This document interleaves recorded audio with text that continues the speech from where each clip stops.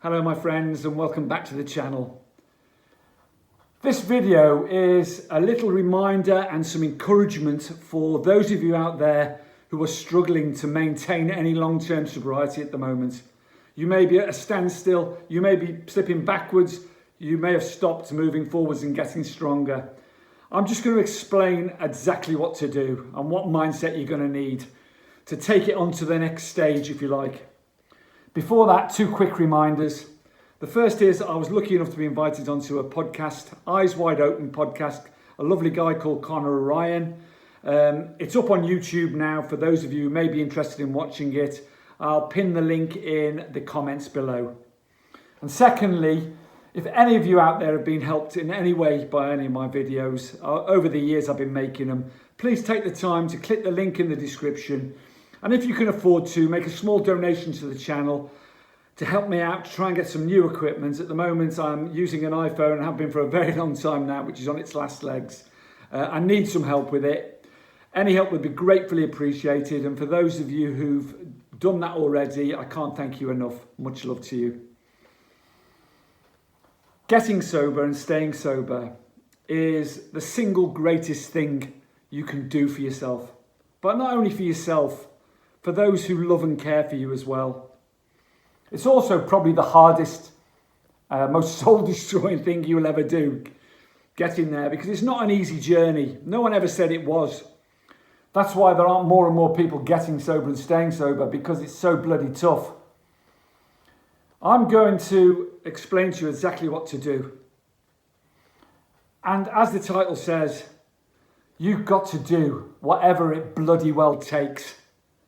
And what I mean by that, you've got to become fairly selfish, if you like, if that's the right word, around your sobriety, around your recovery.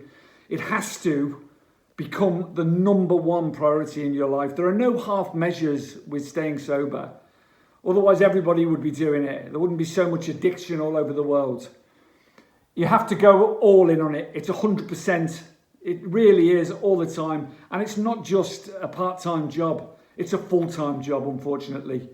I say unfortunately, but the benefits that come with that are so widespread and so magnificent. It's worth every ounce of blood, sweat and tears. When I say be selfish and put your recovery first, you have to, because if you don't, you might say, well, I'll put my loved ones first, I'll put my children first, I'll put this first. But you're going to be no good to anyone if you're not sober. You're going to slip backwards. You have to be protective of your sobriety, and you have to do whatever it takes. And I'll tell you what it takes. There are four main elements. Discipline. Right, I've said in the last video, and I'm going to link the last video to this because it sort of follows on this. Forget motivation. Motivation comes and goes. It's like, am I motivated to go to the gym today? No, I won't bother then. I'll do it tomorrow. Tomorrow is a killer of all hopes and dreams. It's the same with when you say motivation in sobriety. I'll give it a miss today. One day won't matter. I'll start again tomorrow. That's wrong.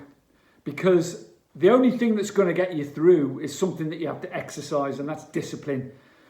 And that's doing the things that are uncomfortable, that you hate doing, as though you love doing them. And that's a real art. You have to exercise that until it becomes habitual. And the little four stages, forget motivation, put that to one side.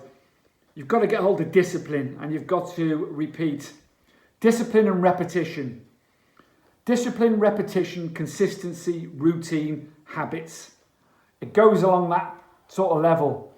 So once you've got the discipline in place, and you realise that every single morning when you open your eyes, you've got to make a commitment to that day to stay sober. Forget the future. I don't know where I'll have a drink or use a drug again. I'm not really concerned with that. All I'm concerned with is this 24 hours. And it's taken me a long time to get my head around that. It's as simple as that. So when I wake up in the morning, I make that 24-hour commitment. A drink or a drug will not pass my lips today. And I will be disciplined. And then it's almost robotic now, because I've been doing the discipline, the repetition, the consistency and the routine, so much so for the last 18 months that it is now habitual. It is now a habit. and the uncomfortable things that come with that. And I know what I need to do every single day for my mental health. And it's not just about going to AA meetings and making connections and learning and being open-minded and growing in that respect. It's about what I have to do to my physical body as well to maintain my mental health and my focus. And that is the correct diet, obviously. And the crappy food's all gone, and all, the sugar's all gone. All that stuff's gone. And also the exercise I need to do every single day, the movement to my body, the cold shower I do every morning for my dopamine levels, the breathing exercises I do for my anxiety. All of these things now, they're not comfortable. I hate doing them, but I do them with a smile on my face because I know it's making me better, and I know it's taking me forward, and I know it's making me stronger. And that's what you've got to do to remain sober.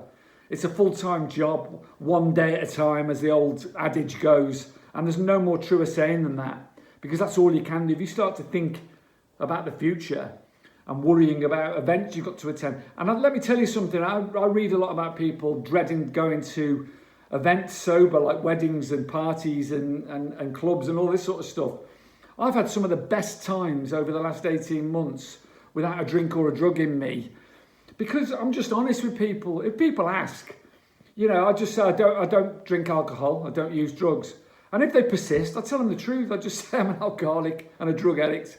And they soon stop asking the questions then. It's as simple as that.